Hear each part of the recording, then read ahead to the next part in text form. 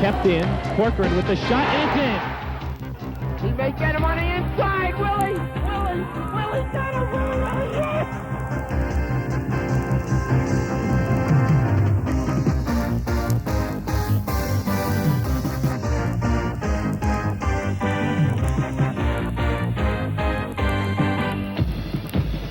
Today, TV3 Sports has come to South Mountain Arena for a high school hockey matchup between the Verona Hillbillies and the Livingston Lancers. Hi again, everyone. I'm Matt Loughlin along with Pete Caggiano. Pete, Verona comes in enjoying the best year in the young history of the program. Absolutely. Right now, 11-2 in the American Conference B division. They sit on top of that conference, and they're doing so well. Gary Friesian, the coach, instituted an off-season, off-ice conditioning program that has really paid dividends this year. Meanwhile, Livingston comes in at an even 500. Pete, 4-4-2. They're pretty happy about that because it's been a long time since they've won 4 games. Absolutely. A few years ago, Livingston lost their feeder program, which significantly impacted on their varsity program. However, right now, with their 4-4-2 record, their only 4 losses coming when they played the upper division, the B division, in the American League Conference. All right, of course, that's one of the tasks at hand today because they are moving up a little bit as they take on the top team in the B division of the American Conference. Livingston at one time, one of the premier programs in the state of New Jersey. Today we're going to see one of the premier players in the state of New Jersey, and Chris Bellino. Chris Bellino, outstanding. Right now, 43 goals, 20 assists, 63 points. He and Casey Kuttner from Dwight Englewood are neck and neck for the scoring lead in the state. All right, that high scoring total includes 9 games in which he has scored 3 or more goals. Twice he has scored 5. So, Pete, who does the task to stopping him fall to? Is it Alex Berger? Alex Berger, the left wing on the first line for Livingston, will be given that task. He must shadow Chris Bellino. Wherever he goes on the ice tonight, Alex will be right there with him. All right, he'll do, as he said to us before the game, whatever it takes. Might include a little clutching and grabbing, all within the legal parameters of the game, but he's got to try and slow him down. He has to do something. Chris Bellino is such an excellent player. He shoots well, he skates very well, and he's a smart player. Alex will have to stay in his face the entire night. That doesn't necessarily mean hitting him or bumping him, but just being there. The simple presence of Alex Berger in his face will take Chris Bellino off his game. Just try to slow him down. All right, that sets the stage for today's contest between Livingston and Verona. We'll be back with the opening face-off right after this.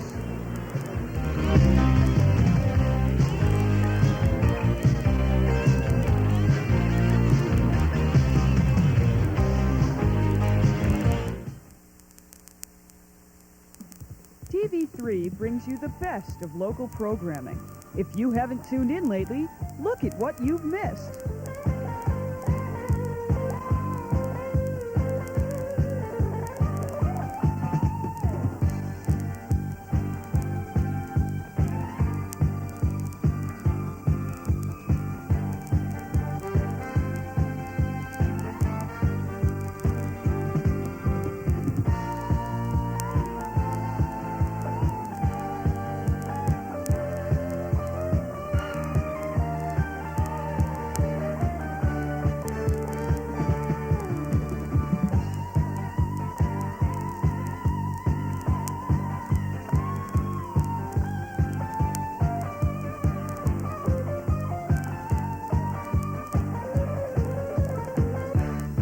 So be sure to watch Suburban Cablevision's TV3. Nice crowd on hand this afternoon for this contest. This game being played right after school, a 4 o'clock start. You're seeing it on TV3 between Livingston and Verona. The Livingston Lancers out on the ice. They've sent their starting 5 skaters out along with their netminder. Now Verona will send its reserves to the bench, and they'll leave their starting 5 out on the ice. This is the Hillbilly lineup as we look at Gary Friesian behind the bench.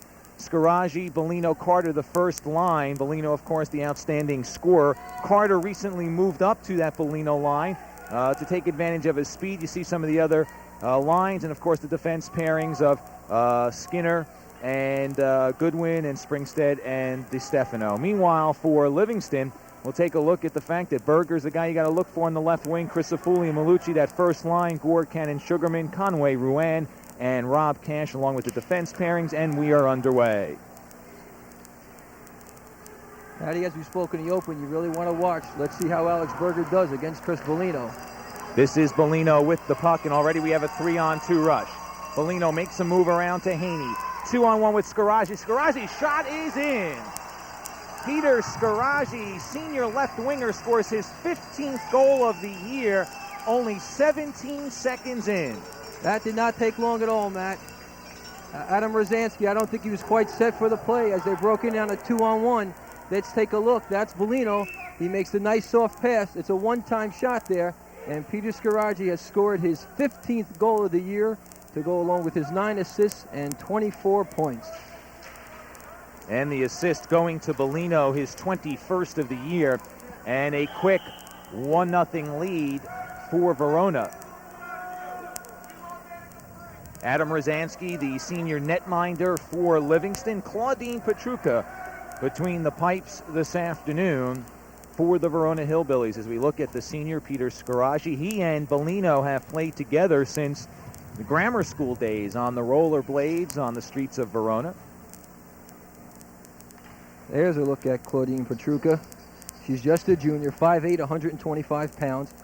I guess it's okay, Matt, to mention a girl's weight in this at this particular time. Usually, if you talk about a female's weight, they get upset. But we can say Claudine is 5'8" and 125. The number she's probably most proud of is the fact that she's got a 2.92 goals against. Tahaney tries to clear, cannot. Here's Bellino, goes high on Rosansky, but it goes wide. Puck is cleared. Dave Skinner chasing it down. Berger right behind him. Puck in the corner. And now it comes out to the blue line. Scaraggi in a race. Takes a high shot that goes above the shoulder of Rosansky. Puck behind the net. Cleared back behind the net by Rosansky and finally cleared off the boards. Lancers breaking out. This is Malucci. Malucci with a backhand pass across ice for Tahaney. He can't control. Now the puck free at center ice, and it's sent on in. Friedberg giving chase. Adam Friedberg for Verona, and it's cleared ahead. Dan Sugarman giving chase for the Lancers. Brad Springstead back there for the Hillbillies. Up along the far boards. Matt Gore tries to keep it in as he's checked to the ice. The puck comes free across the blue line. Pushed ahead for Friedberg. The sophomore across the blue line. Watched by Crisafulli. Crisafulli tries to level him with the check, but the puck comes free. It'll come all the way down, and we'll have the automatic icing call, and so the faceoff will be in the Livingston end. 13:11 to go in the first period. There we take a look at Gary Farisian, the coach, and take a look at that tie. I haven't seen a tie like that since Lindsay of the broadcaster used to broadcast for the Mets, between his jackets and his ties. Nelson. Lindsey Nelson, the ties and the jackets. Either that or Uncle Floyd, one of the two. So far, Matt, the game has been just as we expected. A lot of pressure by Livingston. By Verona. Livingston just looking to duck the puck out of the net. Sugarman across the blue line, held from behind by Skinner. Puck played by Gore in front. It is cleared away. Now it still is in front, and now it finally is picked up.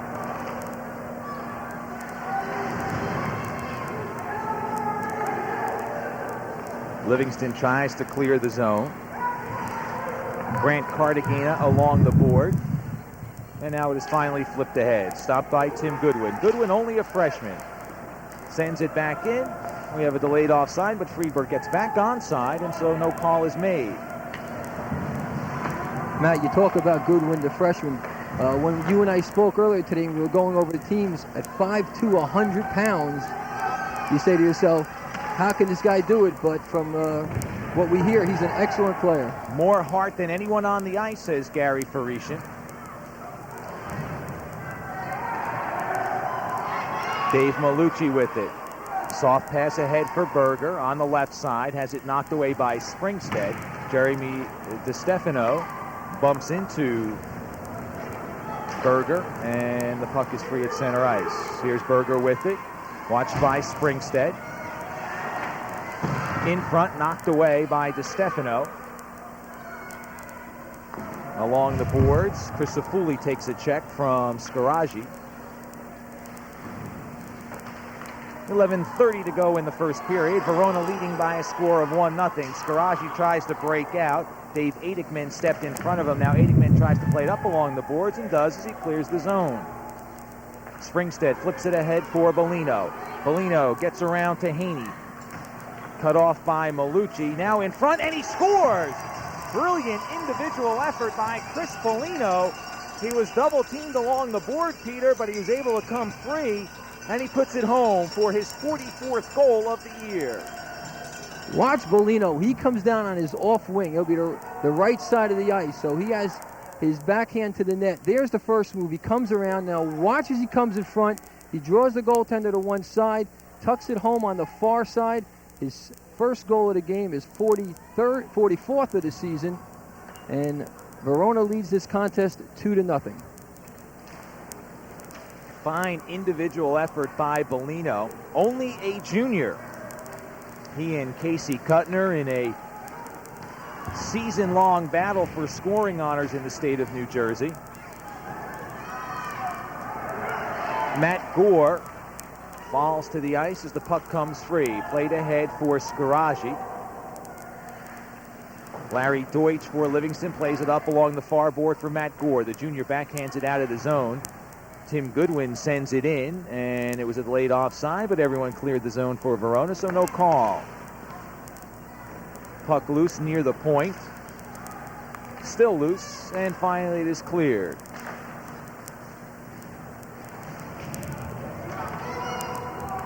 This is Gore. Gore has it knocked away nicely from behind by Dave Skinner. Shot from the point, knocked in front by Skinner. Skinner still with it, tries to clear it, flips it along the far side to Bellino. Bellino moving in, but we get an offside as Wyrowski was offside on the left side. Bill Wyrowski, a senior. There we take a look at Chris Bellino. He committed the cardinal sin. He made him move right at the blue line, causing his teammate Bill Wyrowski to just go offside by half a stride. And there you take a look at his totals, and that is before the goalie scored tonight and the assist he put on the boards tonight. So he's up to 44 goals, 21 assists, 65 points. That's a nice season. That's a career for most players in the state of New Jersey, and it's a senior season for Chris Bellino. Well, you mentioned before, Matt, he's only a junior, and we also mentioned Casey Kuttner from Dwight Englewood. Both guys neck and neck in the scoring race. Goodwin has the puck cleared away off his stick, and here's Malucci for Berger. Berger with Springstead back, flips it into the center ice, or center of the zone, and it was knocked away by Kevin Goodwin. Here's Friedberg, tries to center a pass. It's knocked away by the Lancers. Slap shot deflected in front by Adikman, and the puck comes clear into the neutral zone. Matt, one thing that's obvious tonight, Verona is doing a very nice job of back-checking. Whenever Livingston does get into the Verona zone, besides the two defensemen, there's at least two forwards there waiting to help out the defensemen. I don't think Claudine has had a shot on goal yet. It has been a relatively easy first 6 minutes for Claudine Pietrucha. This is DeStefano, the senior captain, up along the boards for Goodwin. Goodwin still with it. Here's Friedberg. Takes the slap shot. Easy stop by Rosansky, and he covers up, but no one there for Verona. So finally a teammate clears it all the way down, and we're going to have an icing call. I think Livingston just wanted the line change on that. They tried when Rosansky held on to the puck, but because there were no attacking players, no Verona players around him, the referee forced him to play the puck, and one of the defensemen just cleared it down the ice for the whistle. There we take a look at the coach, Rich McLoughlin. Rich, a former Livingston player way back when they were in the heyday of their career. And right now struggling a little bit, but as we mentioned earlier, the 4 wins this year are the most they've had in a long time. Rich graduated in 1978, and as we mentioned in our open, Livingston at one time one of the premier programs in the state of New Jersey, but the feeder program disbanded a few years ago, and it's been a bit of a struggle ever since for the Livingston Lancers. But to the players' credit, they have not given up hope in themselves, in the team, and it's been reflected in this 4-4-2 mark going into today's contest. Here's Bellino, makes a fine move as he goes around the defenseman, takes a shot that Rosansky saves and holds on. Well, two very nice moves. Obviously, the one by Chris Bellino walking around the outside. But that time, Adam Rosansky made the right move. He held his ground, he protected the short side, and he made the save. We'll take a look at this, and you'll see Bellino as he comes down again on the off wing. There's the move to the outside. The Livingston player goes down. Now here's the second shot, the second move, the shot. And notice right there hugging the post is the senior Adam Rosansky, not giving Bellino anything to shoot at. Yeah, it didn't give him an opening. Whistle off the face-off, and we'll have the face-off taken again. 7:56 to play in the opening period. I'm Matt Loughlin along with Pete Caggiano. It's a 2-0 lead for the Verona Hillbillies. Goals by Scaraggi and Bellino. Scaraggi scoring 17 seconds in to the period. Tahaney tries to clear it up along the boards. The puck is kept in. Scaraggi sends it toward goal, and he just misses as Rosansky goes out to try to make a sliding stop. It got past him, but the shot was wide of the net. Here's Greg Carter in front for Scaraggi, who's bodied off of the puck, and out comes the Livingston Lancers. Malucci for Berger. Berger across the blue line loses control. Livingston has to regroup as they get onside. Bill Crisafulli, the leading scorer, with the cross-ice pass that's knocked clear by the Hillbillies. And Springstead plays it around the boards for Scaraggi, kept in by Berger. Now comes free to Bellino. Bellino ahead to Carter. Carter goes around his man. He's in, and a nice save made by Rosansky, who stood his ground. Out to the point. Springstead's shot deflected, and it goes wide. Bellino in front. Carter can't control it. Puck free in the corner. Scaraggi with it. Goes behind the net for Bellino. It skips past him. Crisafulli gives chase for Livingston. Carter with it to Scaraggi in front. Another save by Rosansky. Free puck. It's not clear. DeStefano with the slapper. And I think that one got post. Either post or the shoulder of Adam Rosansky. And now he's playing with confidence. He made 2 or 3 brilliant saves. A couple of them from point-blank shots from right in the slot. Let's take a look at some of the action. You're going to see the puck all around the net. There's one. He takes off the chest. Comes back out to the point. You're going to see another shot. Hits him right in the left shoulder. And now the puck is cleared by Matt Tahaney. That's the one I wasn't sure whether it went off the post or not, but it got him in the left shoulder, and Rosansky has stood his ground for the Lancers. Well, Rich McLoughlin said he has kept us in all of our games. Again, when they have stepped up in class, when they've moved up a division or to play an opponent from a higher division, they have struggled. But he said he has kept us in those games until eventually talent tells on all levels, and it does on the high school hockey scene. But he has given a lot of credit to his netminder, Rosansky, and we're going to get our first penalty. Looks like a holding call. That's official Mike Facone as he comes over. Livingston will sit 2 for holding, I believe. Green, holding. Holding will be the call, and sitting it out for 2 minutes for Livingston will be Grant Cartagainer. So a power play opportunity for Verona. 6:02 to go in the opening period. The Hillbillies lead by 2. And right now you're giving the Verona Hillbillies a lot of ice space, just what they're looking for. Kevin Goodwin, David Cascone, Bill Wyrofsky, David Skinner, and Mark Wyrofsky out on the ice for this power play try for the Hillbillies. Puck is cleared. We'll set the penalty killers for Livingston for you. Dave Malucci out on the ice along with Bill Crisafulli, Larry Deutsch, and the other defenseman, as Crisafulli keeps it in, his shot goes wide. The other defenseman is Matt Tahaney. Here's Cascone, a sophomore. Puck knocked away by Malucci. Now it goes off of the stick of Deutsch, and it goes off of the post. As Verona was able to take advantage of the loose puck, a little bit of trouble handling the puck and controlling it for Livingston. But no damage done. 5:08 to go in the period. 1:04 remaining in the 2-minute penalty to Cartagainer as the puck is cleared. DeStefano sends it up along the boards. Kept in by Crisafulli. Plays it in front. DeStefano clears it and will track it down along the near boards. Pushes it ahead to himself. He has a 2-on-1 break. DeStefano's shot is deflected by Deutsch, and on the rebound, Rosansky holds on. We're going to take a look at this one. Watch as this 2-on-1 develops from center ice. That's DeStefano. He fakes the pass, now shoots. The puck hits the defenseman. That hits the stick of Larry Deutsch. The save is made by Rosansky, and then again a second follow-up shot by Jeremy DeStefano, but that time again Adam Rosansky pounced on the rebound. 41 seconds left in the power play opportunity for the Hillbillies. Bellino wins the faceoff. Back to the point to DeStefano. It is blocked by Cannon. In the corner, this is Scaraggi. Scaraggi tries to split the defense, cannot do it.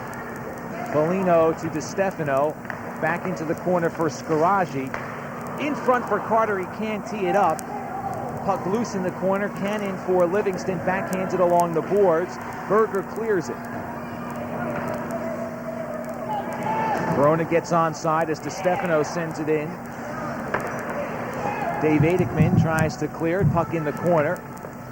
Now along the boards, it is finally cleared down ice. With time expiring on the Cartagena penalty, teams are at full strength. 2-0 lead for Verona, but Livingston kills the penalty. Adekman sends it in. This is Bellino. Head manning the rush. Bellino across the blue line. Nice move. Tries to go around the defender, and he cannot, as Tahaney stayed with him that time. Puck loose in front and is cleared out. And here's a possible break. Cartagena, fresh out of the box, tries to go around. Goodwin cannot. Cannon now with it. Goes around Goodwin in the corner, looking to move it in front. Then Carter is able to clear it, but not out. Kept in at the point by Deutsch. His shot goes wide of Pietrucha. Comes all the way around to the near side. Slap shot, and he only got a piece of it. That was Cartagena as the puck is in the corner. Tim Goodwin tries to clear it, and he does. And this will be icing. No, I think they waved it off, Matt. They felt the Livingston Lancer player could have played it at the point, so they'll wave off the icing. But ever since that goal by Chris Bellino, Livingston has picked up their part of the game, and they're playing a lot better. And in fact, the scoring chances have been quite equal. Brian Peterson and Ed Cannon combine, and Cannon flattens Peterson in the corner. Puck comes out in front. It is knocked away by Springstead as Berger's shot was deflected into the corner. DeStefano and Cannon combining in the corner. Puck is loose along the boards. Berger plays it back to Deutsch at the point. His slap shot, and Pietrucha goes down to make the save. That might be her first save of the evening. It wasn't an easy one, but she made it look easy. Cannon had a man in front, but a nice stick check made by Springstead. We have a delayed offside, but the puck comes into the neutral zone. Here's Cascone, 1-on-2. Cascone goes to the backhand side, finds Peterson. His shot goes high, and Rosansky makes the arm save. We have a whistle. Clock stops with 2:03 to go in the opening period. I think he called puck was played with a stick above the height of 4 feet, and Mike Falcone will take the faceoff outside the zone. We're going to take a look at that save by Claudine Pietrucha. Watch her right pad right there make the save, and then the rebound flies into the corner. Pietrucha plays with the women's Ironbound team, and in fact, Saturday evening had a game in Washington, D.C., a 10:30 game. Played in that game, got in the car, made the trip back up, and was at practice early Sunday morning. So she is dedicated to the game. Just a minute 57 remaining here in the first period. Our score 2-0 in favor of the Verona Hillbillies. And Matt, I see the confidence level picking up in Livingston. They're playing a lot better, and in fact right now if you watch some of the Verona players, they're starting to play the body more and take a little more of a chance, because they don't want Livingston to get into this game, and they feel if they take the body they can keep them out of the game. Fine individual move by Berger, goes across the blue line, drops it off for Malucci. His shot is deflected wide of the net. Behind the net, players go down. Puck is free behind the net. Skinner tries to clear it, cannot. Puck along the boards. Wyrowski gets it out to Kevin Goodwin. Boy, Berger made a real nice play. He went through 3 players. And that's because every one of the Verona players tried to hit him rather than just getting in his way and slowing his progress. They all wanted to knock him down. And when they gambled, they lost. Crisafulli with 54 seconds remaining in the period. Crisafulli still with it. Tries to get around Wyrowski. Wyrowski ties him up. Now Goodwin with the body check. Here's Dave Skinner. Tries to clear it, and he does. 36 seconds left in the opening period. Intercepted by Gore. Gore coming in across the blue line, takes a shot that goes wide. Dave Skinner tries to track it down. Gore takes it away from him, plays it in front, no one there. Now coming on and fanning on the shot is Dan Sugarman. Sugarman came flying off the bench and tried to tee it up and just missed it by a fraction. 10 seconds left in period number 1. Skinner for Verona. Shot knocked away by Deutsch. This is Cannon. Cannon clears as the buzzer sounds to end the first period. Not a good first period. We saw some excellent individual efforts. Adam Rosansky playing a great game in goal, even though he gave up 2 goals. I'm looking forward to the second and third periods. All right, after 1, it's 2-0 in favor of the Verona Hillbillies. We'll take a short break. We'll come back. Stay with us.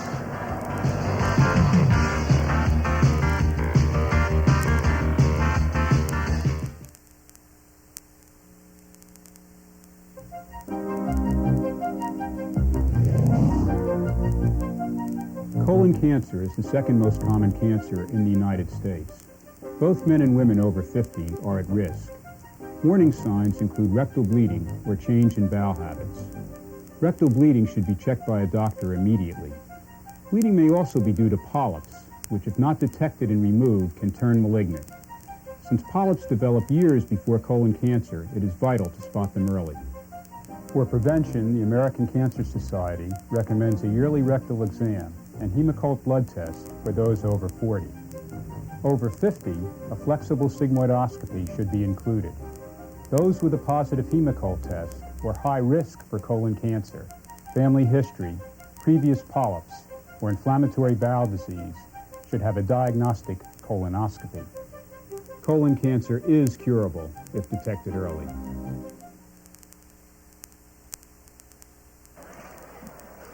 We're about ready for the start of the second period, and Chris Bellino's 44th goal of the year was a pretty one, Pete. Oh, absolutely. He fights off a check right there and then makes the move. Now watch. Did you notice he waited till Adam Rosansky extended the right leg and stick that exposed the far side, and so calm, so cool, just slid the puck past him. And for Chris Bellino, his first goal tonight, but his 44th of the year. That came at the 3:48 mark, and that was the second goal of the period, and it looked like Verona might be on the verge of pouring it on, but to the Lancers' credit, they regrouped, and for the final half at least of the first period, it was an evenly played contest, and it's only 2-0.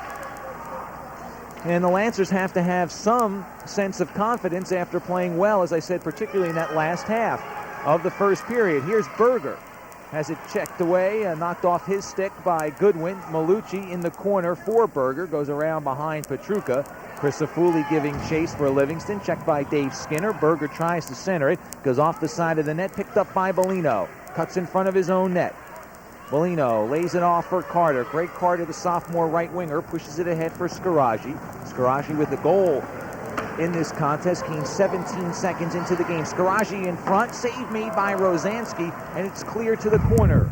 Carter tries to free it. Now 4 players converge on it. Livingston comes out. Crisafulli checked hard by Scaraggi, but Crisafulli able to get it up to Malucci. Malucci trying to go around Goodwin. Gathers it along the far side, centers it, goes all the way through. Crisafulli at the point. Winds it around the boards. This is Malucci behind the net. Livingston pressuring on the attack. Centering pass comes all the way through. Scaraggi clears it. Sent right back in by Adikman. Delayed offside called as Livingston comes into the neutral zone. The offside is waved off. And here's Skinner along the boards for Carter. sent back in, and Livingston doing a good job of forechecking on this shift. Livingston doing an excellent job, and again, they're picking up where they left off at the end of the first period. Chris Foley sends it in. Goodman with it, plays it off the boards into the neutral zone, picked up by Bellino. Ahead for Scaraggi. Scaraggi along the boards, tied up by Tahaney. Now Crisafulli checks Bellino as the puck is in front of the net. Bill Wyrowski lays it off for Scaraggi. His backhander deflected in front. Puck into the corner, now played out toward the blue line, and it's knocked away by Berger. This is Sugarman with it. Sugarman has it knocked away by Springstead. Sugarman sends it in. Wyrowski with it for the Hillbillies. Around the net, loses control. 12:50 to play in the second period. 2-0 our score. Matt Loughlin along with Pete Caggiano. DeStefano off the boards for Kevin Goodwin. Goodwin ahead. Friedberg fans on the shot. This is Deutsch. Bounces it off the boards. Kevin Goodwin keeps it in. Friedberg and Deutsch fighting for it in the corner. Ed Cannon tries to gather it in for Livingston. Loses it to Goodwin. Goodwin with it. Tries to play it out in front. Comes all the way out to the point. Springstead sends it to Wyrowski. Now Bill Wyrowski with it. Skates in. High shot goes off the glove of Rosansky. That time, Adam Rosansky was very quick with the left arm as it bounced off the elbow. Another save. And he comes up big once again as Wyrowski open in front. Slap shot deflected into the corner. Cartagena tries to sweep it clear. It's underneath both he and Bill Wyrowski, and we have a whistle. We'll have a face-off with 11:56 to go in the period. Matt, I thought the first save by Rosansky was exceptional, but the second save was even better. That time, the puck came out right in front into the slot, and the Verona player point blank took the shot. Adam Rosansky did the butterfly. He was able to make the save, and if there's anybody keeping them in the game right now, it's the senior goaltender. Watch right there. There you see the shot. That was Bill Wyrowski, the senior, looking for his 10th goal of the year, but he did not get it on that play. Crisafulli to take the face-off for Livingston. Bellino for Verona. Crisafulli, a senior, leading scorer on the team. 10 goals, 8 assists, 18 points. He wins the face-off, but it's kept in by Verona. Scaraggi goes up high into the chest of Rosansky. The puck falls at his feet, and he holds on. They're surely testing that young fella tonight. I mentioned earlier that Pietrucha, the opposing netminder, the Verona goalie, had a game with the Ironbound women's team on Saturday night in Washington, D.C. I said she came back for a practice. She came back for a game for Verona, and they defeated Riverdale 9-3 on Sunday. Deflected, and it goes wide. Here's Bellino.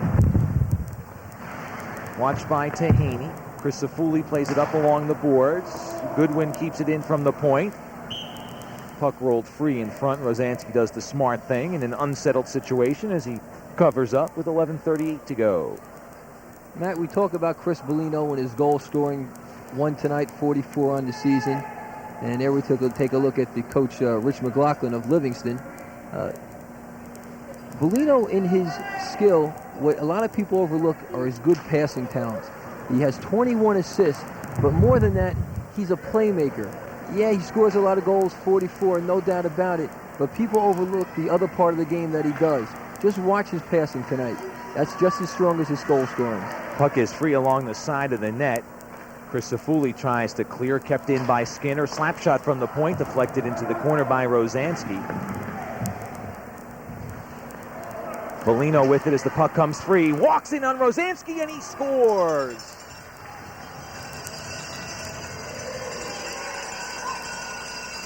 Matty, that time from our vantage point right here, we had the perfect angle. We saw the move he put on the defenseman, came in, and Adam Rosansky did not give him a lot to shoot at, maybe 4 or 5 inches on the stick side, and that's exactly where Bellino hit the mark. Watch, there you see the move. Great head and shoulder fake. Absolutely. His body was leaning to the right.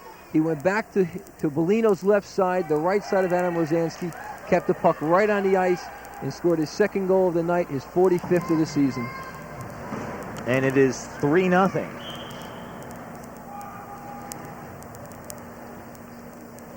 We'll have a face-off outside the blue line. Ed Cannon will take the face-off. Cannon, a junior, moved to center from right wing 2 weeks ago and has been the center for that second line since that time.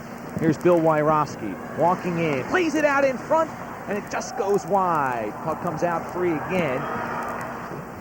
DeStefano plays it into the corner, cleared but not out. DeStefano traps it in again, walks in, flips it in front, it goes wide. Here's Bill Wyrowski in the corner, looking for Kevin Goodwin in front, and a nice save on the glove side by Rosansky, as it was Kevin Goodwin alone in front, 15 feet out, but Rosansky comes up big again. That save was difficult in the fact that Adam Freeberg was screening Rosansky. There you see the shot taken, but notice who's right in front, number 17, the sophomore, Adam Freeberg, and at 5'9", 160, he can take up a lot of room. Puck deflected just wide by Goodwin. Out in front, Gore plays it to the far boards. Cannon sends it down, and he'll take the icing because Verona had been peppering Rosansky, and he'll try to get a little bit of a breather for his team and give Rosansky a chance to collect his thoughts just a little bit. I like the fact that icing is called automatically on the high school level. It does prevent a team from constantly just moving across the blue line and sending it down, avoiding an icing call, or rather sending it down and having to wait for the other team to get back to touch it.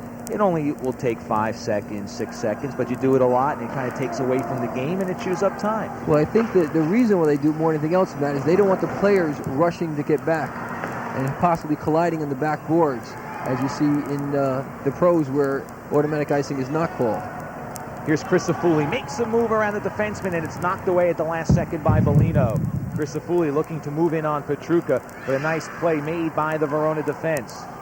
Puck loose, here's Malucci. Malucci from the circle, it goes off of the post.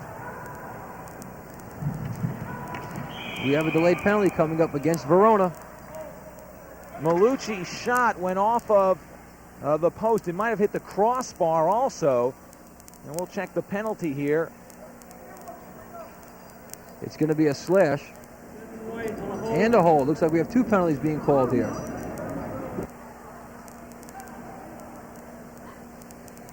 Let's see who will receive the slashing. Now we're going to take a look at this last shot that ricocheted off the goal post. There you see Claudine turning around too and looking up in the air as it bounced off.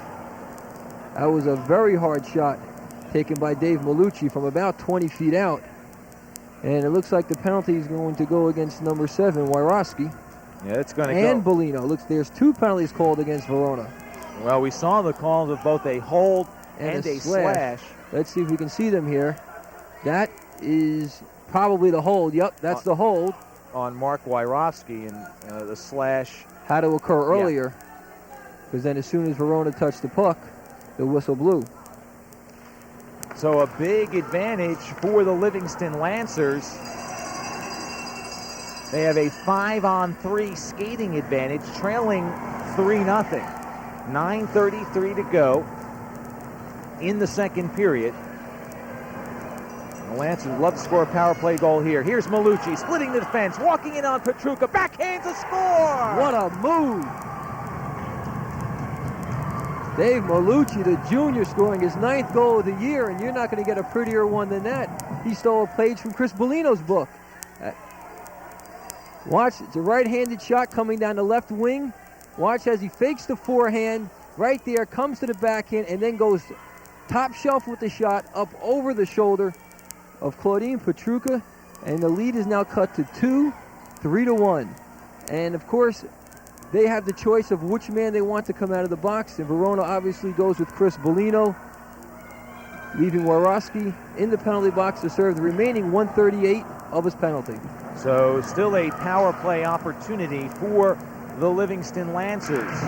Malucci's goal, his 9th of the year, makes it a 3-1 game. Here's Berger, has it knocked away by Scaraji. Tahaney behind the net centers it, Bellino with it. Bellino very dangerous, has scored 7 shorthanded goals this year. Here's Scaraji coming in, taken down, and we're going to have a penalty called on the Lancers. Well, that was one he had to take. Berger taking down Scaraggi, and if he doesn't, Scaraggi moves in all alone on Rosansky. And Scaraggi got that pass from Chris Green for Polino. hooking. There you see Mike McCone giving the indication for the hook. We'll take a look at this. As you see, watch right there as he comes down the middle. There's the stick over the top. Pulling Scaraggi down, taking away his scoring opportunity. And that'll even us up for the next minute and 10 seconds. And then if everything stays the same, a power play for Verona for the remaining 50. 3-1 the score. 8:54 to go in the second period. Verona and Livingston squaring off at South Mountain Arena.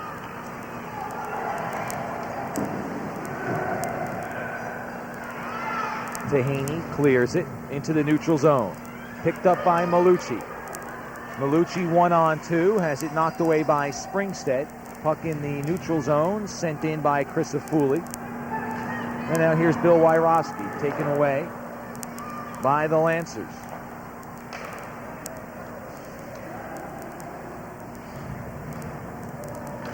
Springstead, pass up center ice for Bill Wyrowski. Bumped off the puck, he recovers. Wyrowski looking for it on the backhand side. It's clear by Livingston. Puck in front. Here's Goodwin, goes high, and a save made by Rosansky. The puck came free, but the official lost sight of it for long enough, and he blew the whistle. Again, Adam Rosansky, this pass comes out of the corner, and you're going to see another great save. Here's the centering pass. Now watch here, left-handed shot. That's Kevin Goodwin, snaps it up high. Notice Rosansky did not know where the puck was. He laid down flat, took up as much ground as he possibly could. Although the puck was not underneath him, James Farrell, our official, was in the corner. From his vantage point, he lost sight of the puck. He blows the whistle. 19 seconds remaining in the Mark Wyrowski penalty, and then Verona will have the power play opportunity for 50 seconds. There we take a look at Peter Scaraggi, the senior 5'6", 170, has his 15th goal of the year tonight. Headed to flight school next year.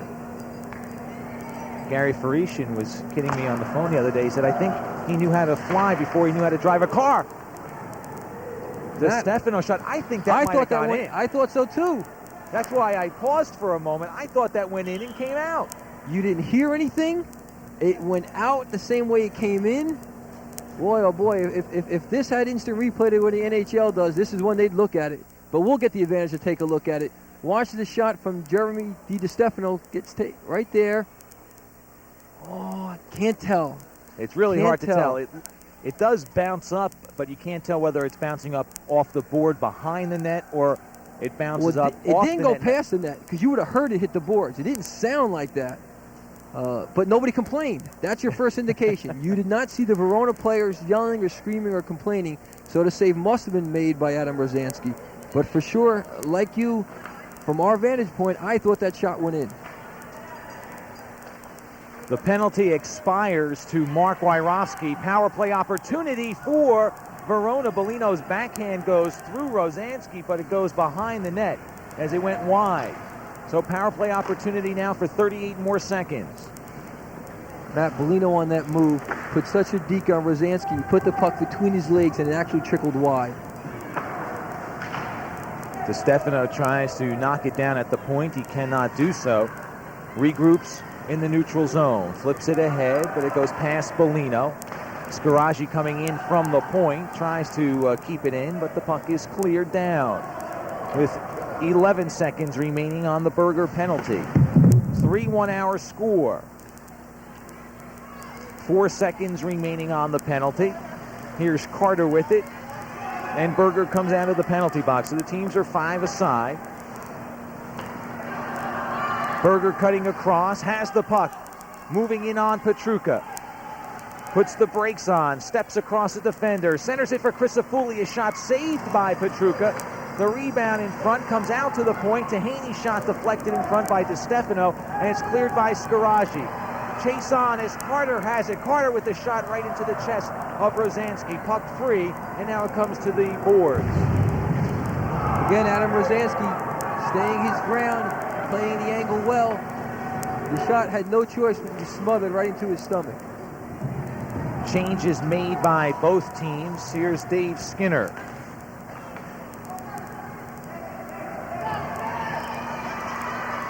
Now Kevin Goodwin takes a quick shot and a save made by the glove side of Adam Rosansky. And I think the puck got stuck in his glove. He was trying to shake it loose, but it got stuck. I think that's the first time we saw him use the gauntlet tonight. Most of the shots have been on the ice, but that time up about waist high, and he was able to snag it right out of the air.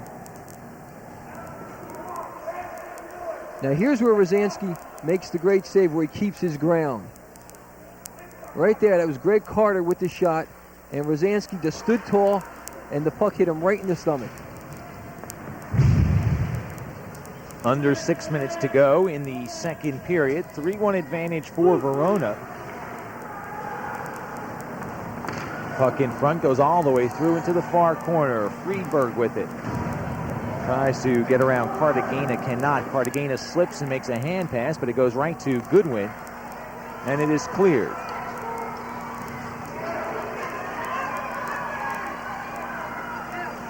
Sugarman in the corner slips and falls to the ice, and Springstead applies the final hit just to make sure that Sugarman can't do anything with the puck.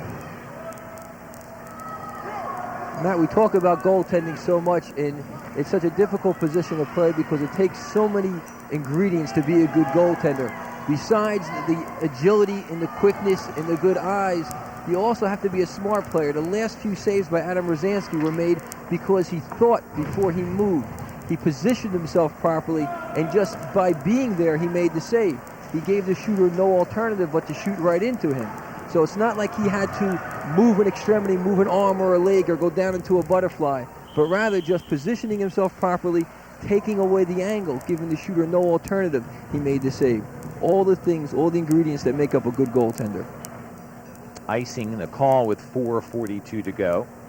It did not look like it would be a particularly good afternoon for Rosansky when 17 seconds into this game, Scaraggi scored to give Verona the 1-0 lead, and then about 3.5 minutes later, Bellino scored to make it 2-0, and it looked like it might be a long afternoon for Rosansky, but he has settled down nicely. He has turned back a number of attempts by Verona, and it's a 3-1 game, maybe more here, as taken down is Malucci, and we'll have a power play opportunity. Malucci broke free, went between the two defenders, and was moving in on Pietrucha when he was taken down. You gotta like Dave Malucci. Line hooking.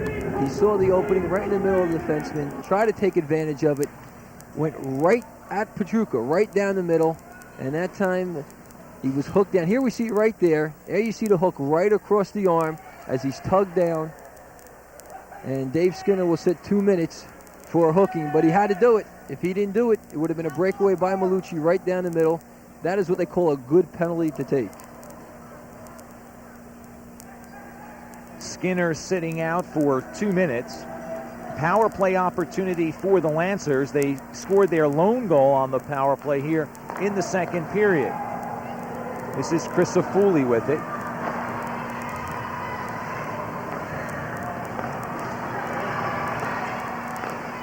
Puck kept in by Tahaney. Tahaney has a man out in the point on the near side, but couldn't get it to him as it's lifted down. Here's Bellino with it.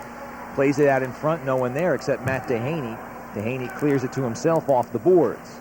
Knocked away by Bellino. Bellino with no teammate to pass it to, chewing up some time. Now gets it out to Scaraggi, tees it up. Puck is deflected and sticked into the corner by Rosansky.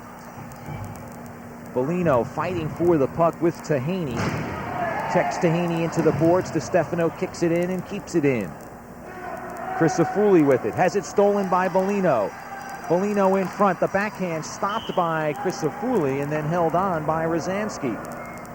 Well, now we can see why Bellino has scored 7 shorthanded goals, Pete. Well, one of the moves he made on that last sequence that really impressed me was when Livingston was along the far boards and they were obviously trying to move it out of the zone, Bellino went behind, anticipating a drop pass or a back pass, and that's exactly what happened. Here we're going to see some of the physical plays with Bellino as he takes a Livingston player into the boards. and then right after that, he hung a little bit behind, and when the pass came back, he was there to pick it up. 54 seconds remaining in the Dave Skinner penalty.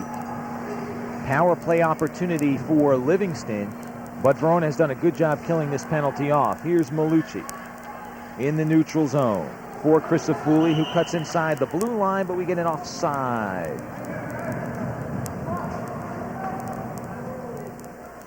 .310 left in the period, 38 seconds left in the power play opportunity. That's number 10, Bill Crisafulli, the senior for Livingston. 10 goals, 8 assists, 18 points so far this year. Obviously looking to put his 11th home right now. Carter checks Tahini and is cleared down by Kevin Goodwin.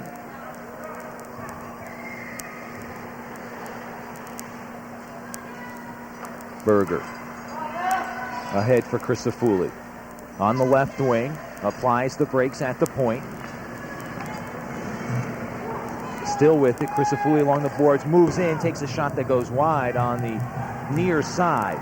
Deutsch tries to settle it at the point, backhands it in.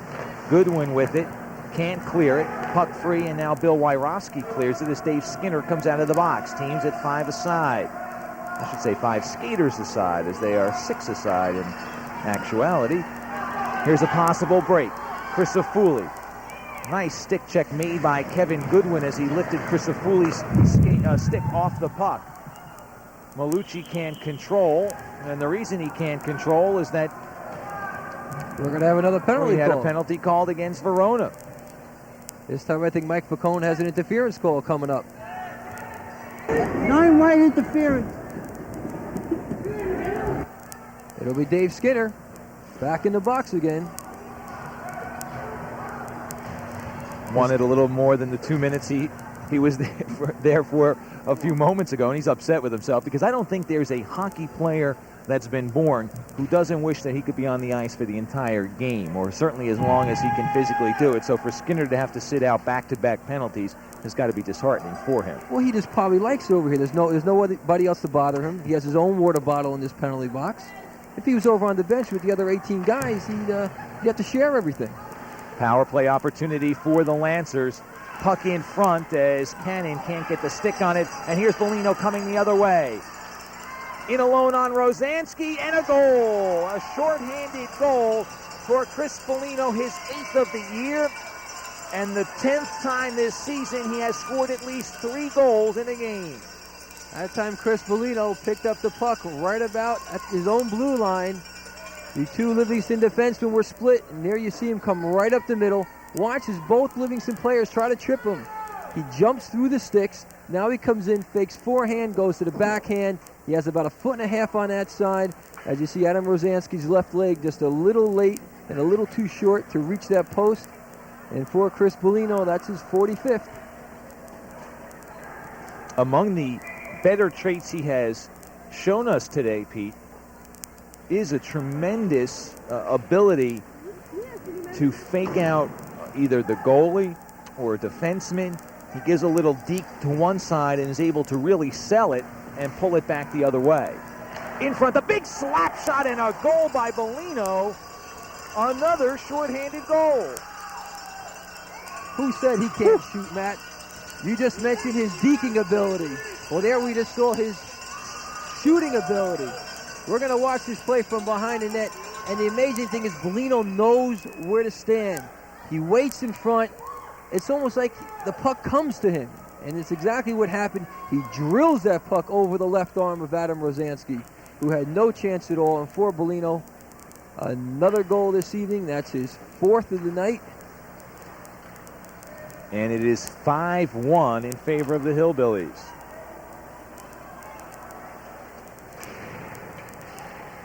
Still a power play opportunity for Livingston, but they have yielded 2 shorthanded goals. One on the breakaway by Bellino, and then the puck came free, and as you said, Pete, he positioned himself perfectly.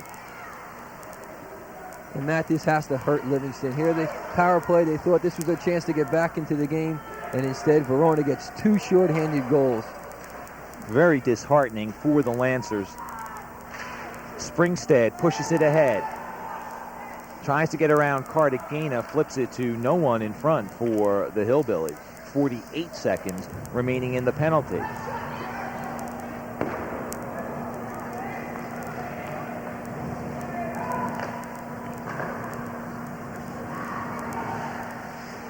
Berger, watched by Wyrowski, goes to the backhand side, loses control, and Springstead clears it into the neutral zone. Matty, just 25 seconds to go in the penalty and about half a minute to go here in the period. And Verona has opened up a 5-1 lead here. And this third period is going to be a tough period for Livingston, because when Verona has the lead, they do not lose. 7 seconds remaining in the penalty, 15 seconds left in the period. Tim Goodwin off the boards, moving in is Adikman. Adikman has the shot if he wants to take it, and it's deflected by the blocker by Pietrucha as the horn sounds to end the second period. So a good period for Livingston for the first 13 minutes. And then the Chris Bellino show took over, and 2 shorthanded goals during that last power play by the Lancers, and we're at 5-1 after 2. And the teams will repair to the locker room. We'll have a new ice surface as the Zamboni will make its way out onto the ice here at South Mountain Arena. We'll take a short break. We'll come back with more.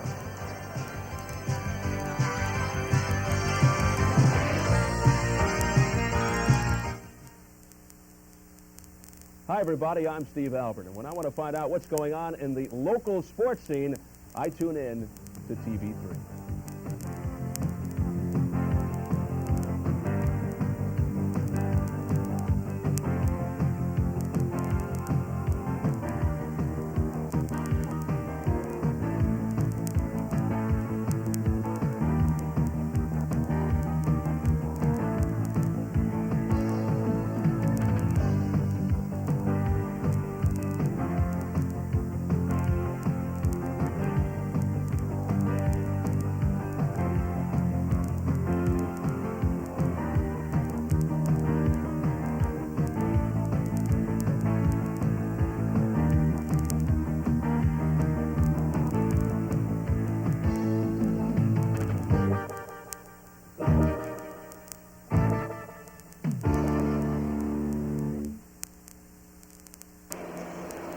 As they provide a new ice surface here at South Mountain Arena, let's take a look at some of the goals that were scored in this contest. Chris Bellino, this is going back to the first period, made it 2-0. Great individual effort. Absolutely. Here you're going to see him come with the deke. This is when he waits for Rosansky to extend the stick, and then he slides it on the far side for another Bellino goal. He scored a goal at 3:52 of the second to make it 3-0, but it was narrowed on a power play goal by Dave Malucci. This is an excellent move by Malucci. Watch as he goes to the backhand and then roofs the shot right over the right shoulder of Claudine Pietrucha. The assist to Dave Skinner. But then Chris Bellino came alive on a shorthanded situation, scoring back-to-back goals.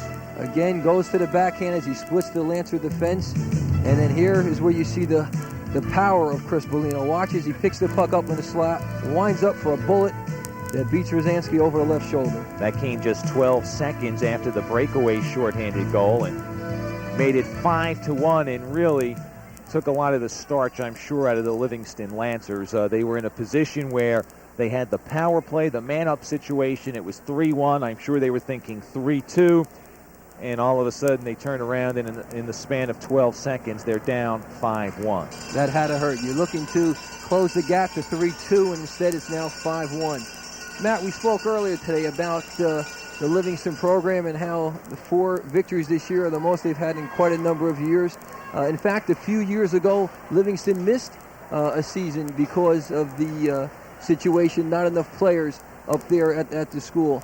And Livingston is suffering from a program that lost its feeder program. A few years back, in fact, when I used to play in this league about 20 years ago, Livingston had the benefit, as does Montclair nowadays, as Brick does, of having a in-town league that is able to develop the talent at the lower levels, so when they get to the high school age, they're able to move into the team and play with experience. Many of the kids playing for Livingston right now, they never played hockey until their freshman year at the school. It does make it awfully difficult ice time being so important to the development of skills. Ice time, Pete, also being very expensive. Oh, absolutely. That's the number one problem with most high school hockey programs is the expense. And we mentioned Brick, who has a facility right in their own town. Montclair, which has a facility right there in town and afforded the luxury of having ice time every day. Bayonne High School, who also plays in the league, has a rink in Bayonne that gives them the same luxury as well. Matt, and by virtue of having that available to them, you will see Montclair as one of the very few public schools among the elite. It really is a school that has been dominated, at least this year particularly, is dominated by the private and parochial schools. Absolutely. We'll take a look at the Star Ledger's top 15, and St. Joe's of Montvale is ranked number 1. Lawrenceville ranked number 2, but Lawrenceville plays with postgraduates. That's students that have graduated high school but are not ready to enter college yet and want one more year of preparatory work, and they're allowed to play. So sometimes you have some 19 and 20-year-olds playing with Lawrenceville, so they're not considered in most of the state tournaments. Seton Hall Prep, coached by John Warchall, ranked number 3, Del Barton number 4, and Christian Brothers Academy number 5. And I've seen St. Joe's play this year. I've seen Del Barton. I've seen Seton Hall Prep. All 3 teams are outstanding. Well, we will see Seton Hall Prep on our next coverage of high school hockey. In fact, we will be back at South Mountain Arena a little over a week from today. We have a Saturday doubleheader. The first half is an American Conference C Division game between West Essex and West Orange. You'll be able to see it Saturday the 25th at 9:30 p.m. and Sunday the 26th at 3 p.m. The other half of that doubleheader is a National Conference A Division matchup between Seton Hall and Brick, and it will come your way Sunday the 26th at 9:30, right about after Buffalo wins the Super Bowl, and Tuesday at 9 o'clock, that being Tuesday the 28th. Seton Hall playing Christian Brothers Academy this evening. Should be a good game. That is down South Jersey tonight. Yes. That's not up here in the Essex County facility. And while we're speaking about the Essex County facility, let's thank Jack Sheik and Tony Del Tufo for their generosity and their cooperation. It's always a pleasure to work with those guys. Absolutely. They extend a great deal of cooperation to us, and the county very cognizant of our contribution to high school athletics and to community spirit, and the fact that we like to cover high school hockey as part of our sports program at TV3, and the county always enables us to come in here and cover games. So we'd like to thank Essex County Executive Tom DeLessio and the head of the Parks and Recreation Department in Essex County, Mr. Carmine Capone. Pressure is on the Livingston Lancers. They are down 5-1. However, this is the first time we've seen them, admittedly, but if you look at their other games, when they have stepped up, they have really gotten hammered. Some wide margins, 11-1 to Ramapo, 12-1 to Dwight Englewood. Well, here they are in the third period, and though it is a 5-1 deficit, they have acquitted themselves reasonably well as they've stepped up and played the best team in the American Conference B Division. Well, you remember, Matt, you take out the Chris Bellino factor, and we have an even game. And particularly, you take out that 12-second span, and wouldn't coaches love it if they, in fact, could do that? Take out little bits and pieces of games and do a little surgery. It would make their lives a lot easier. But if you do take out that 12-second span late in the second period where he scores the 2 shorthanded goals, we do have a very even 3-1 contest. Matt, they'll just have to get an edited version of our game on tape, and they can do whatever they like with it, and they can make the score whatever they like. Kevin Goodwin battling in the corner. Goodwin with it. Puck comes out to DeStefano at the point. Plays it back into Kevin Goodwin. Sends it in behind Rosansky. Here's Matt Gore. Gore tries to clear it. Springstead keeps it in, but now Gore gets it out into the neutral zone. Gore, a junior, was a fourth liner last year and has moved up to the wing, and there's a goal. A surprise goal as Springstead couldn't control it. And the next thing you know, it's in the net. It's a 5-2 game. There you see Springstead apologizing to Claudine Pietrucha. That time, the junior Brad Springstead, well, he doesn't have any goals this year, and this won't be officially credited to him, but he takes his eye off the puck, And blame Claudine too, because she relaxed. They'll probably give the goal to number 8, Ed Gannon, for the junior. That'll be his first goal of the season to go along with 4 assists for 5 points. Cannon nearest Livingston Lancer to the puck. So a miscue by Verona makes it a 5-2 game. Now how important are those 2 shorthanded goals at the end of the second period?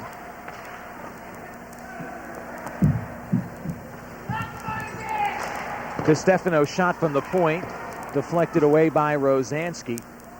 Bolino's pass to DiStefano from the blue line, slips and falls in. DiStefano's hurt.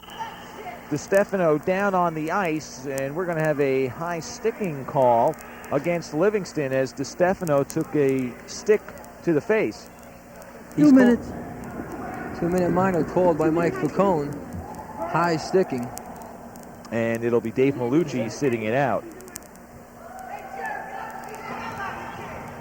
Watch your screen on the left-hand side. You're going to see the stick come up right there. Well, it's actually his body screening it, but the stick comes up and catches him right in the face.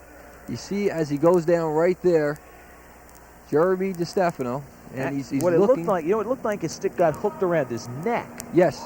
As opposed to underneath the cage somehow. Looks like he just got the stick across the neck, so we'll have a nice long welt across there. And it is Malucci who will sit it out. Somewhat reminiscent of the Fetisov high stick to Mario Lemieux that cost him 5 games. I saw that in today's paper, Matt, and although I really thought a suspension was warranted because players have to be responsible for their sticks, 5 games I thought was very severe when you consider the fella, you see him rubbing his neck right there. He'll be a little sore. Probably an ice pack is what he needs right now. But getting back to the play in Buffalo with Pat LaFontaine, where his jaw was actually fractured, and that player got nothing for it. Yeah, it's hard to understand justice as it is handed out by Brian O'Neill. John Ziegler and Brian O'Neill run the NHL, and I'll leave it at that. I won't pass any further comment. Power play opportunity here for the Verona Hillbillies. 1:53 to go in the penalty to Dave Malucci. We'll keep our eye on Jeremy DiStefano to see if and when he comes back. He's got the helmet back on. I'm sure he'll be back on momentarily. Bolino has the puck knocked away. Carter keeps it in. Now Scaraji with it for Bolino along the near boards. Bolino setting up. Here's Skinner. Slap shot from the point, deflected into the corner by Tahaney. Alex Berger with it, tries to clear it, kept in by Tim Goodwin. The freshman from the point, slap shot deflected and cleared into the neutral zone. Berger trying to break away, but is knocked off of the puck by Carter. Sabuli has it. He comes sliding down, and an injured player, looks like Carter, who's down on the ice. He and Chris Afuli were sliding on this new surface, and they lost their edge a little bit. It was Carter who went hard into the boards. He's back up, and he seems to be okay. Matt, we'll take a look at this. You're going to see right there as Chris Afuli tries to split through, taken down, and then, good thing it was his side and not his head. At first I thought he went head first into the boards, but at the last second, Greg Carter, the sophomore, turned on his side. But again, you're looking at boards that are anchored on the bottom. Watch sometimes when you see the better players or even the professionals, especially when they're in the corner and they're ready to get hit, they'll jump in the air. The boards have a lot more give on top than they do at the bottom. That time he hit right at the dashboard, right at that yellow band along the bottom. It's rock solid there. There's no give at all. DiStefano back on the ice for the Verona Hillbillies, who have a power play for the next 54 seconds. Kevin Goodwin with it on the backhand side on the right wing, applies the brakes. Pushes it back for Springstead. From the point, the slap shot, a waffler that Rosansky is able to hold on to. Well, that time Brad Springstead had the puck wobbling when he took the shot. Consequently, the shot came in wobbled, and it almost fooled Adam Rosansky. But again, the good positioning. He knew where he had to stand, and he makes the save. Watch as the play develops along the side. There's the pass back from Kevin Goodwin. Now the puck's still flipping a little bit. It's on its edge right there. And you see the puck flutter in, and Rosansky holds on. back to action. 34 seconds left in the Malucci penalty. We haven't mentioned it yet, but Brad Springstead is the son of Marty Springstead, a supervisor of umpires in the major leagues and a longtime umpire in the American League. It's in the genes, Matt. Athletics. Yes. Although we understand that Brad concentrates an awful lot on hockey, not much baseball. You have to be just as good athlete to play hockey as you do baseball or basketball or anything else. It still requires... I know you're looking at me as if I was going to doubt Sorry you. if I said anything that implied otherwise. I'm just saying it's a different sport. A lot of times, like father, like son. Perhaps Marty was a great player in his younger days. I'm not sure. But Brad did not follow his dad into a baseball-related field. Let's put it to you that way. Most athletes that can play one sport can play another. If it requires good eye-hand coordination, strength, agility, speed, all those things are interrelated, and usually one correlates to the other. If you're a good baseball player, chances are you can hit the jump shot too. Hockey a little different in that it involves skating. You're on an ice surface rather than on the ground, but many times a good athlete is a good athlete, and you see it especially at the high school level. The same kid that plays guard on the basketball team might be your shortstop on your baseball team, and a cornerback on your football team in the fall. Rich McLoughlin looking on, the Livingston coach. The penalty is over to Dave Malucci, who, by the way, was a member of the GNT winning squad for the Livingston Lancers last year. Here's Berger with it, checked off by Tim Goodwin. Now Goodwin and Berger tie the puck up in the corner. Puck is free. Chris Afuli tries to come out with it. Free puck, and it's deflected away by Pietrucha. Quick shot was taken by Chris Afuli. Pietrucha was able to deflect it into the corner. Here's Scaraji.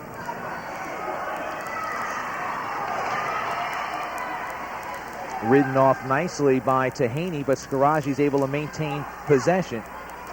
Here's Malucci, flips it up ahead. Nice move by Matt Tahaney, the junior. That time Scaraji came down the right side, tried to go to his power side, but Matt forced him to the outside, did not allow him to get to the goaltender, made him circle the net, and then coughed up the puck. Bellino behind his own net. Here's Tahaney, keeps it in. Berger behind the net, watched by Goodwin. And here comes Scaraji.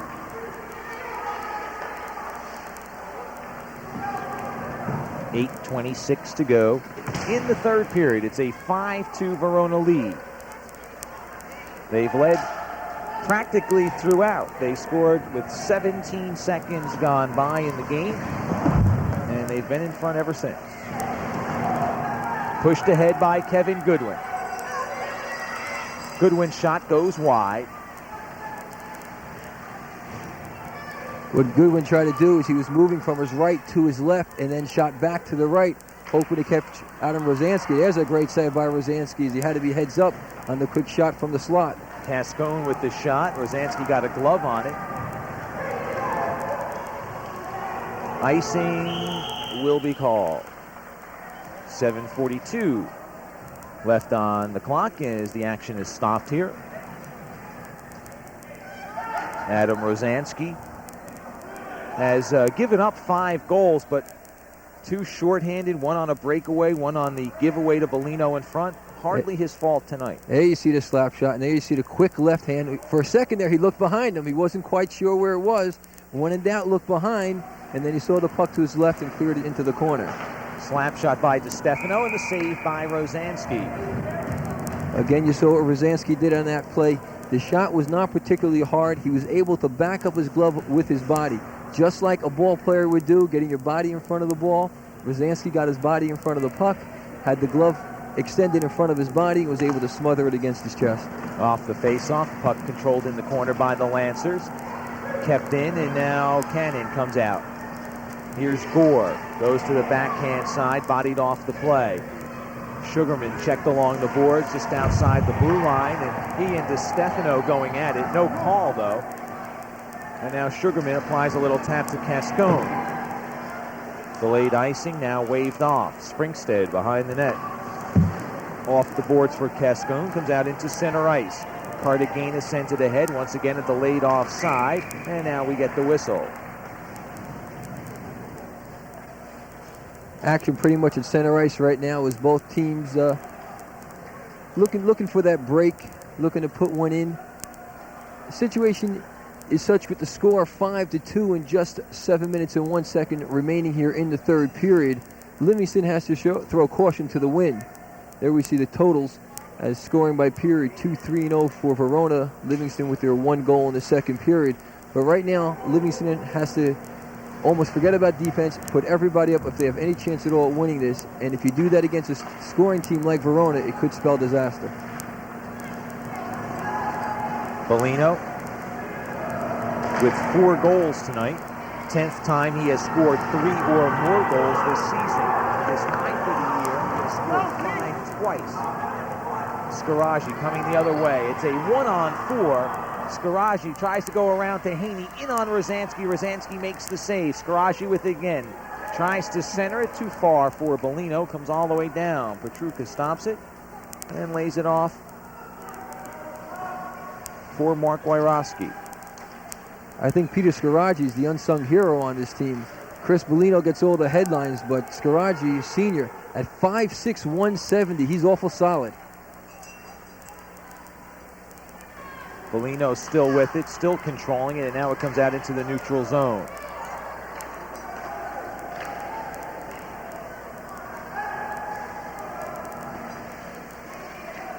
Berger winds it around the boards. Dave Skinner will track it down for Verona.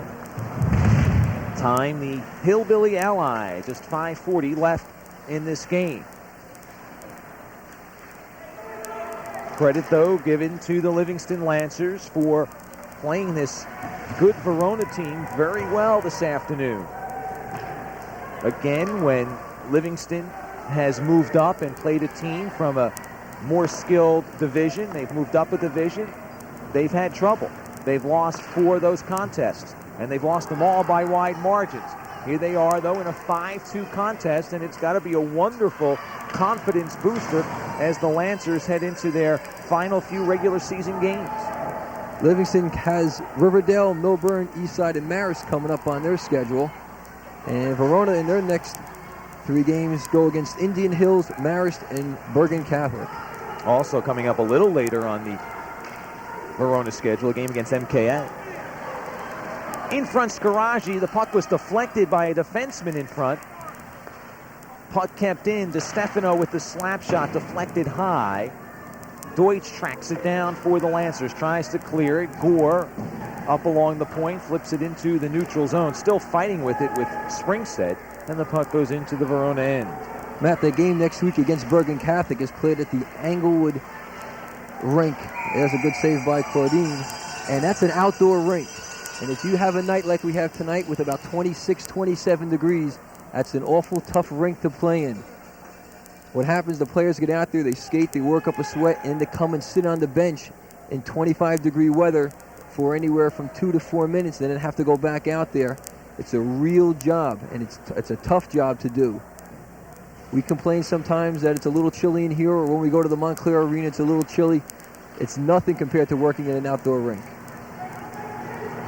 Bill Wyrowski into the Livingston end. His quick shot is saved by Rosansky. The rebound is swept away from in front. Berger giving chase. Beats DiStefano to it. Berger is in on Pietrucha, and Pietrucha comes up with the stop. But Berger's going to go for a penalty. It's going to be a minor, excuse me, not Berger.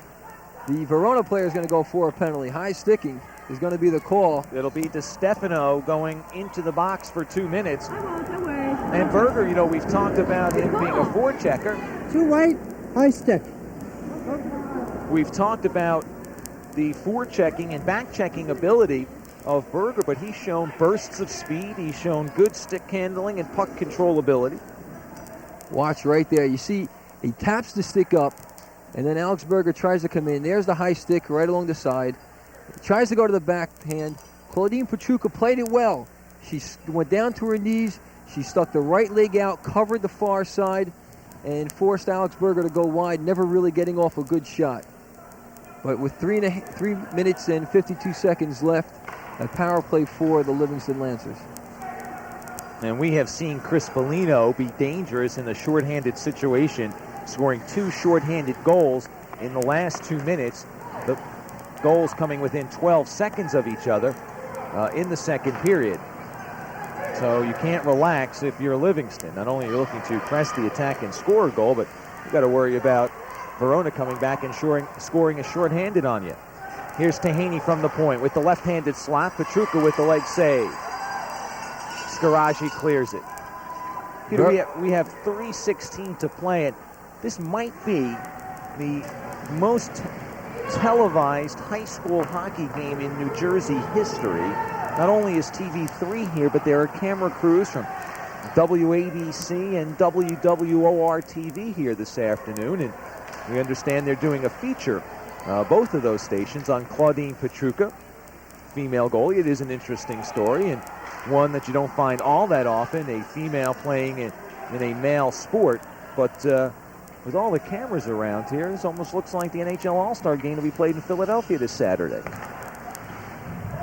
It's very nice to see the coverage given to high school hockey here in New Jersey. It's been lacking for a long time, and although we here at TV3 pay our proper attention to it, it's about time that the networks, especially WWOR, being a New Jersey station, give some coverage, and it's a nice thing to see, and I hope it continues.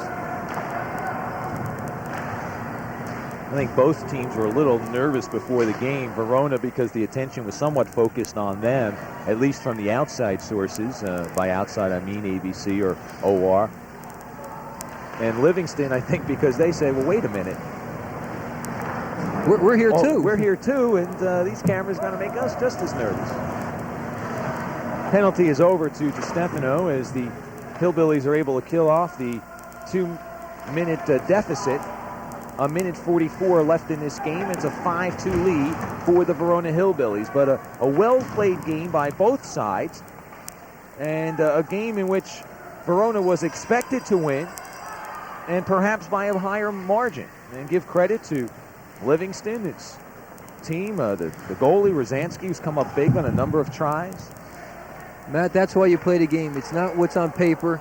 It's when you come out to the ball field or out to the ice or out to the court, what you do. 1:13 left in this game. Afterward, we'll speak with Gary Ferishin and a couple of his players.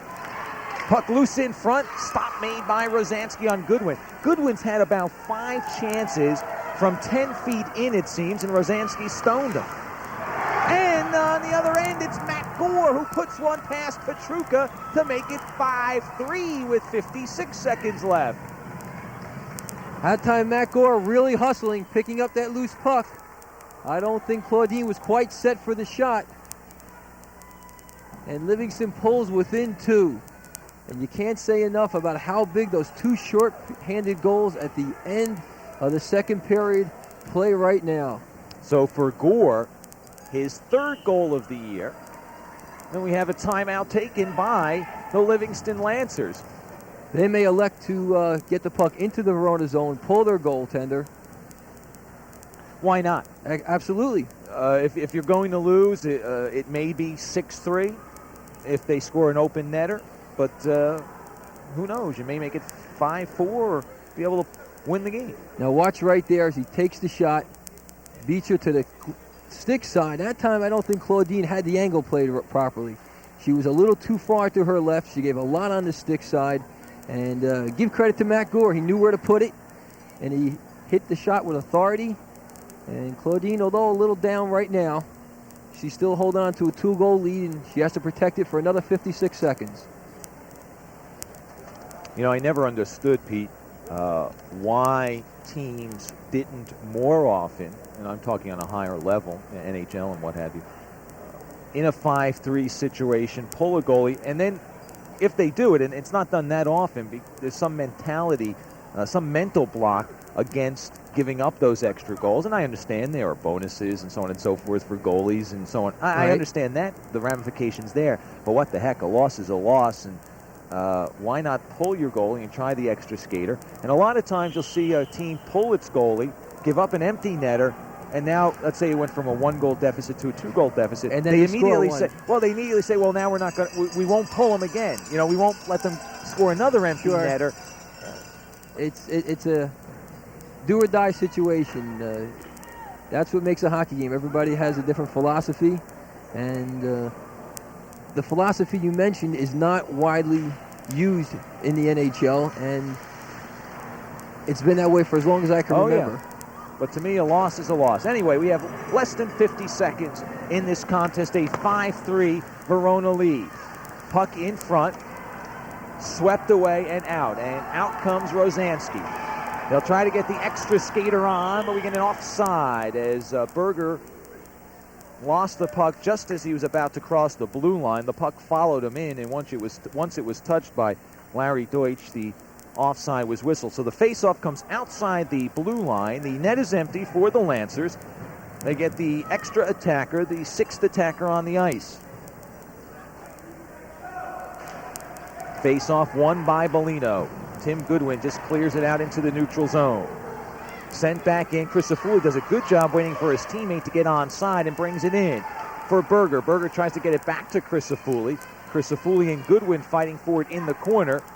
Here's Berger with it. Berger moves into the center part of the ice, plays it for Malucci. Quick shot goes off of Pietrucha's glove with 10 seconds left.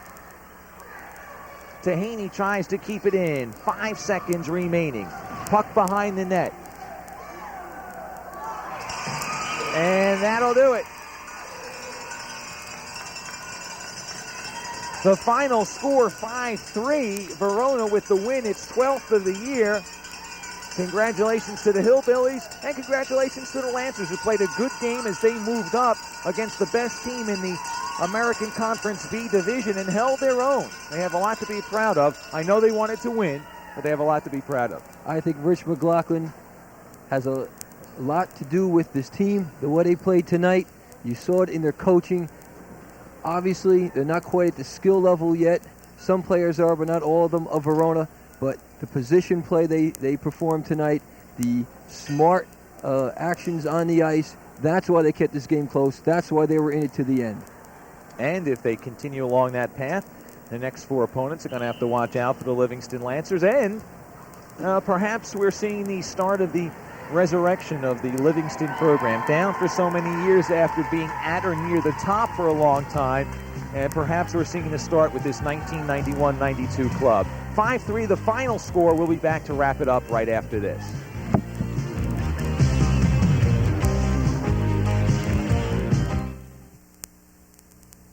"16 years after the official end of the Vietnam War, the state of New Jersey is trying to make things right for the almost 1,500 New Jerseyans who served in Vietnam and never returned, and for the families who wait. The New Jersey Vietnam Veterans Memorial Commission was formed to create a lasting tribute. The memorial will cost $5 million, but the commission is very close to the $1.2 million needed to break ground on a site near the Garden State Arts Center in Holmdel. The commission hopes to begin construction this summer, but the date of completion depends entirely on money, on your contributions. The memorial will be a large circular pavilion designed to embrace the visitor. Not unlike the National Memorial in Washington, D.C., the most dramatic feature will be the 366 black granite panels along the rim, with the names of each of the soldiers who never came back. Help honor the Vietnam veteran. Send your tax-deductible donation today.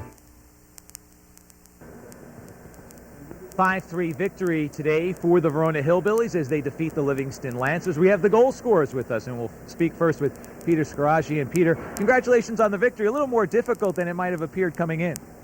Yes, it was. We expected the game to be a lot easier than it was.